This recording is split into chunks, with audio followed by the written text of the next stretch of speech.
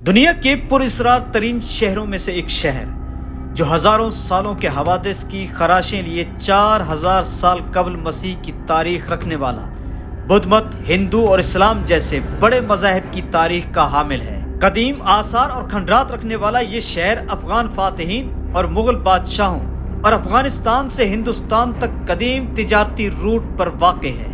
تخت سلیمان کے پراسرار علاقے کے قریب ہونے کی وجہ سے کسی زمانے میں اسے جنات اور پریوں کا دیس بھی کہا جاتا تھا۔ اس تاریخی شہر کی قدیم عمارتوں، گلیوں اور در و دیوار کی اوٹ سے آپ کئی زمانوں کو جھانکتا محسوس کریں گے۔ اس کی قدیم عمارات کے کھنڈرات اپنی مکینوں کی جدائی کے غم میں منہ بسورے دھیرے دھیرے ماضی کے دھندلکوں میں گم ہوتے جا رہے ہیں۔ اس شہر پر مختلف ادوار میں مختلف اقوام نے حکومت کی۔ کھیتران قبیلے سے قبل یہاں سیال، سرائی اور بابر قومیں آباد تھیں۔ کھیتران قبیلہ اس سے قبل سنگھڑ میں آباد رہا۔ سینہ بسینہ چلنے والی روایات کے مطابق شہنشاہ اکبر کے ایک وزیر کو سنگھڑ کے علاقے سے وہ پارس پتھر ملا جو ہر چیز کو سونا بنانے کی خوبی رکھتا تھا۔ وزیر کو پتھر ملنے کے بعد بادشاہ کے حکم پر اسے ہندوستان لانا تھا، لیکن وزیر سنگھڑ کے علاقے میں روپوش ہو گیا اور کھیتران قوم کی پناہ میں آ گیا، جس سے اس نے کھیتران قوم کو مالا مال کر دیا، جس پر شہنشاہ اکبر کو غصہ آیا اور اس نے کھیتران قوم پر حملے کے لیے ایک فوجی لشکر بھیجا، جو کہ کھیتران قوم کے خبردار ہو کر قلعہ بند ہونے پر ناکام لوٹا۔ شہنشاہ اکبر نے دوسری بار دھوکہ دینے کے لیے تاجروں کے بھیس میں صندوق بند فوجیوں کا لشکر روانہ کیا، اور یہ لشکر قلعے میں داخل ہونے میں کامیاب ہوا اور اس بار کھیتران قوم کو بھاری نقصان سے دوچار کیا، جس کے بعد کھیتران قوم ٹولیوں میں تقسیم ہو کر کئی برس تک خانہ بدوشی کی زندگی گزارنے پر مجبور ہو گئی۔ بالآخر غدر اکبر یعنی شہنشاہ اکبر کی حکومت کے خلاف بغاوت کے ایام میں کھیتران قبیلے نے متحد ہو کر بھووا شہر کو اپنے قبضے میں لے لیا اور یہاں آباد سرائی، سیال اور بابڑوں کو بے دخل کیا۔ کھیتران قبیلہ اصل افغان ہے۔ ان کا نسب نامہ غور غش سے ملتا ہے۔ کھیتی باڑی کرنے کی وجہ سے ان کا نام کھیتران پڑا۔ قدیم بھووا جو رود کوہی کے کنارے پر آباد تھا، اس کے قریب آج بھی بدھ مت مذہب کی بستیوں اور عبادت گاہوں کے آثار ڈھیرے کی صورت میں موجود ہیں، اور قدیم بھووا کو رود کوہی کے پانی سے محفوظ رکھنے والی حفاظتی دیوار جو کہ پتھروں سے بنائی گئی تھی کے آثار 10 سال پہلے تک موجود تھے۔ برٹش دور میں بھی بھووا انتہائی اہمیت کا حامل رہا۔ برٹش دور کی چند عمارات کھنڈرات کی صورت آج بھی موجود ہے۔ شہر میں بابر قوم جنہیں اخوند زادے کہا جاتا تھا کہ 400 سال قدیم مسجد بھی موجود ہے، اور اسی کے پاس جنوبی پنجاب کا سب سے بلند اور قدیم مندر بھی تھا جس کی اونچائی 100 فٹ سے زیادہ تھی۔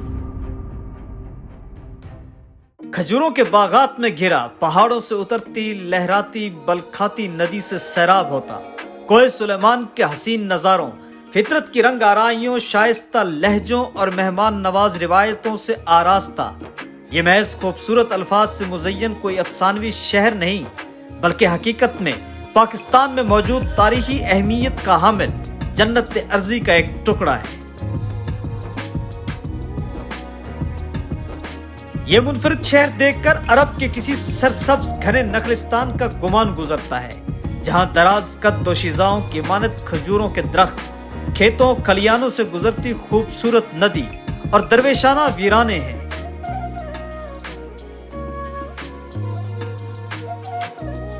بھووا تحصیل توسا شریف سے 60 کلومیٹر کے فاصلے پر پنجاب کا آخری شہر ہے، جہاں سے خیبر پختونخوا کی خوشبوؤں کا سفر شروع ہوتا ہے۔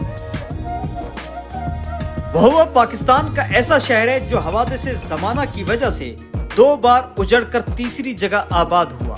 بھووا سرائکی کے 2 الفاظ کا مجموعہ ہے۔ بہو یعنی مسلسل بہنے والا اور وا ندی کو کہا جاتا ہے۔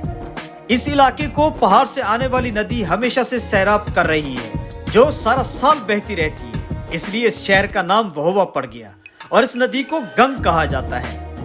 کہا جاتا ہے تقسیم سے قبل پورے ہندوستان میں کم آبادی والے ٹاؤنز میں ہندوؤں کا سب سے دولت مند یہی ٹاؤن وہوہ تھا، جس کی ہندو آبادی اس وقت میں مختلف علاقوں کے سرداروں سے بھی زیادہ امیر کبیر تھی۔ کھتران قوم 16ویں صدی عیسوی سے وہوہ میں آباد ہے۔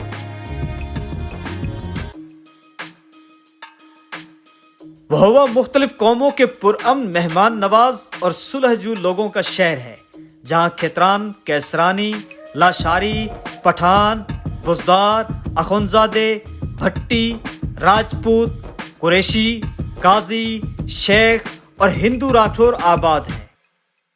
وہوہ شہر وسیب کی معروف ڈش صوبت کا اصل گھر ہے۔ صوبت کا آغاز وہوہ سے ہوا، جو پورے وسیب کی من پسند ڈش بن گئی۔ بنا صوبت کے وہوہ کی مہمان نوازی ممکن ہی نہیں۔ اس کے ساتھ پھیکا کھویا، گجریلا اور سون حلوہ بھی یہاں کی مشہور سوغاتیں ہیں۔ کسی دور میں وہوہ کی کھجور کی شہرت ملتان تک تھی۔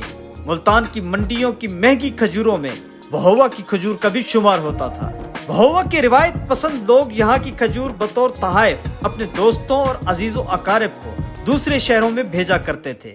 وہوہ کی قداور شخصیات اور معروف ادبی ہستیوں میں کھتران قوم کے سردار اور نامور شاعر و محقق سردار رب نواز خان کھتران، تاریخ دان سردار اورنگزیب خان کھتران، شاعر سردار اللہ نواز آزردہ، سردار عصمت اللہ خان کھتران، سردار الطاف خان کھتران، سردار عبد المنان خان کھتران، جناب فرخ درانی، صدارتی ایوارڈ یافتہ شاعر ڈاکٹر نذیر کیسرانی، سرائکی شاعر جمشید ناشاد اور سماجی شخصیت بریگیڈیئر عبدالرزاق خان کیسرانی جیسے معتبر نام آتے ہیں۔